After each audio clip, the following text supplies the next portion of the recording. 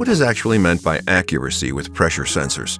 And how do inaccuracies, as in deviations from the desired measuring result, come about? In a pressure sensor, the error is indicated when the value of the output signal does not correspond to the value of the measured pressure.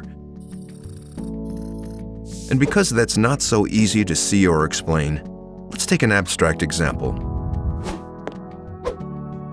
A simple children's height chart in increments of 10 centimeters, here represented by colored blocks.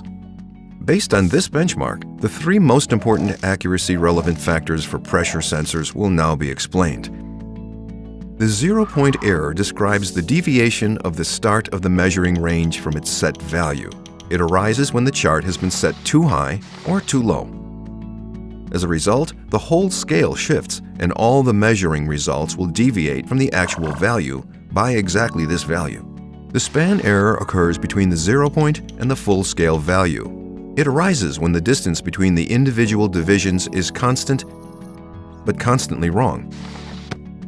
An example: the graduation marks were labeled with 10 centimeters on the rule. However, the separation actually corresponds to 11 centimeters. At the beginning of the scale, this error is of minor importance, but it adds up, and from a certain size, it is noticeably significant. The nonlinearity describes how crooked or nonlinear the measured characteristic curve is. On the chart, the intervals are then sometimes too short, sometimes too long, or just right. The deviations are therefore uneven or nonlinear, which makes the measuring result sometimes too high and sometimes too low. And how do the three errors just described affect the measuring process in the pressure sensor? The sensor characteristic curve describes at how much pressure which output signal is issued. The zero-point error shifts the sensor characteristic curve in parallel. The span error affects the slope of the straight line. And nonlinearity turns the line into a curve. In practice, of course, all three measuring errors described may occur simultaneously.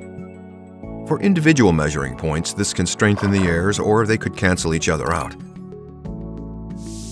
The interplay of these and other errors, such as hysteresis and non-repeatability, is colloquially referred to as accuracy.